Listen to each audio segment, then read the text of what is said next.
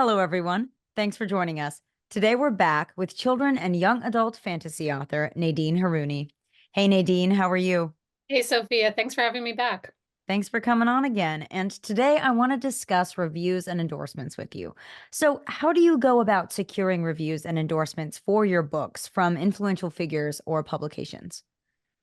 So, how I do it now is very different than how when I started. Now I'm fortunate that I have a traditional publisher and they do a lot of that for me, as does my publicist. So, they do a lot of the reach out to different publications and networks and all that kind of stuff. But that's where I am now.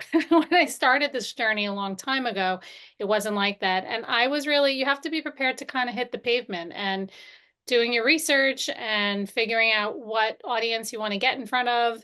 And on social media, just kind of maybe looking up people who you'd want to approach and writing to them. And some people won't respond at all. Majority of people won't respond at all, Hmm. especially if you're just starting out. But you have to just kind of like with anything else in this writing journey, when you're just starting, just be persistent and keep trying.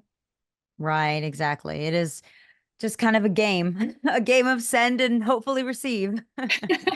Exactly. It's a lot of numbers. It's kind of a numbers game, right? You just keep trying and throwing different things to the wall and seeing what sticks.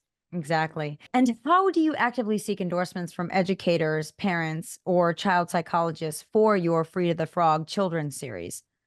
So, first of all of my Free to the Book Frog books were leveled by the school. So, a lot of times I will refer parents and teachers to the educators tab and they'll see that.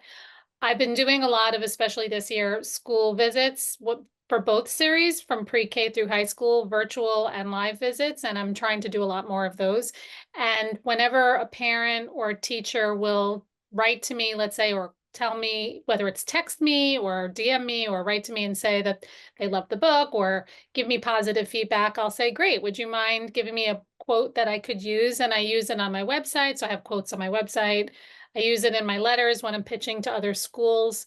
So you always want to not feel shy. If somebody tells you that they love their kids love the book or they love the book, you want to Mm, just say, "Hey, would you mind if I quoted you?" And I try to keep it somewhat private. I'll only use, let's say, the first name and the first initial because some people don't want their whole name out there. So asking people, and most people are thrilled. Also asking people if they wouldn't mind posting and tagging you if they love your book or they love the series. So I get a lot of parents sending me pictures or tagging me pictures of them and their kids reading the books, which is great. oh, that's fantastic. And how important on the review and endorsement note would you say that those are in overall marketing and just your marketing strategy? And how do you encourage readers to leave reviews after reading your books? I think it's very important because I don't know about you, but for example, if you go to Amazon, which is where most people buy everything, they Mhm. you look at the reviews, right? And if there's no reviews or there's one review, you say, "Huh, do I really want that item?" Right, But it's right. hard without being a nudge to just keep asking people. I mean, it's really easy for somebody to leave a review on Goodreads or Amazon. And that said, it's not any malice on someone's part. People get busy or lazy or forget. So kind of gently reminding people, but it's really, you just kind of want to stress to them, listen, I swear it only takes a minute, but it's so important to us authors that you leave reviews because everybody looks at reviews. Right, they do. We're just living in that day and age, and reviews are everywhere. So you're so right. If I go online and there's a restaurant that has, two bad reviews at the top, you'll be like, "Oh, go to a different one tonight," or something like that. Yeah. Exactly. But I mean, that said, you have to know going into this, it's anytime you if you're an author, just like any other creative outlet or any kind of artwork you put out there, not everybody's going to love it. I mean, if Hmm. you have 100 reviews and 99 of them are, "Oh my God, this book sucks. Don't ever don't buy it," then that's one thing.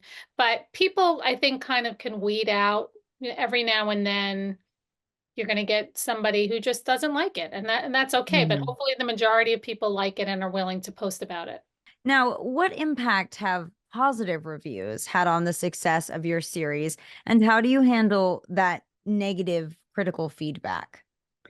I think positive reviews have helped because a lot of whether it's customers I've had or author visits I've gotten have been through those positive reviews, and you should feel bold enough to ask, let's say if you're trying to do an author visit or something, whether it's at an event space, such as a Barnes and Noble, or whether it's a school visit and somebody says, wow, that was great, we really loved it, or you sell a lot of books, terrific, would you mind recommending me to your friends, that sort of thing. So sort of feeding on the positivity, because that's your best audience in your market if another teacher or a bookshop owner recommends you.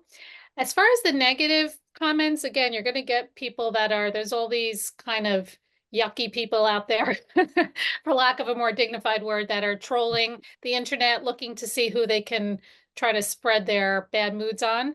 And Hmm.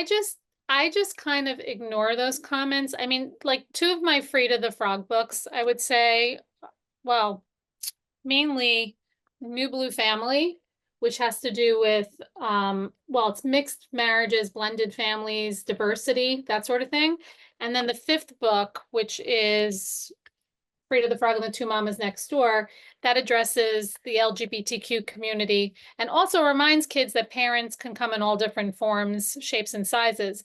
That said, those two books, for some reason, whenever the publicists will post something about it, let's say, or maybe something for Pride Month about the fifth book, I'll always get these racist, homophobic, negative, awful, awful comments. And I don't engage with those people. I just read them. They all kind of fit strangely a certain profile and demographics of Hmm.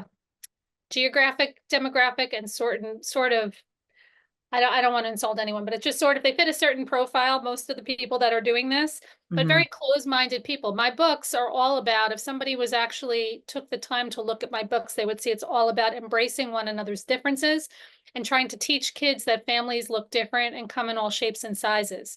It's not promoting one ethnicity over another or who somebody likes as far as sexual orientation. It's just reminding kids to be accepting and not make fun of their peers because their families might look different than theirs. So Hmm. I think if parents would teach that message to their kids instead of spreading homophobic, um, racist sort of things that have been passed down in some families from generation to generation, they would see that books like these are really meant to help families and kind of cut that negative cycle and pattern. So I kind of feel sorry for those people when I read the posts. I read it and then I just delete it and I forget about it and don't engage. And I think that's what you have to do. You have to develop thick skin and not engage with the trolls out there. Right. Your book will always not be for everyone, but not listening to those reviews that aren't even helpful criticism, that are just kind of just totally negative. There's always those people out there on the internet. So if you have a brand of any sort, there will be the so-called haters. For sure. And it's funny because one day a post went up late in the day and I didn't look at the responses or anything like that. This was for the fifth book, the Two Mamas book. And I woke up in the morning and there were about 600 comments.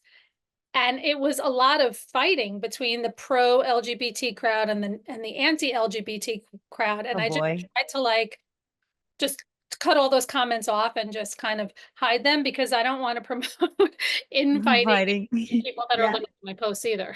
exactly. Oh my goodness. Well, Nadine, thank you so much. That was great insight on reviews and endorsements. Oh, my pleasure. Thank you so much for having me.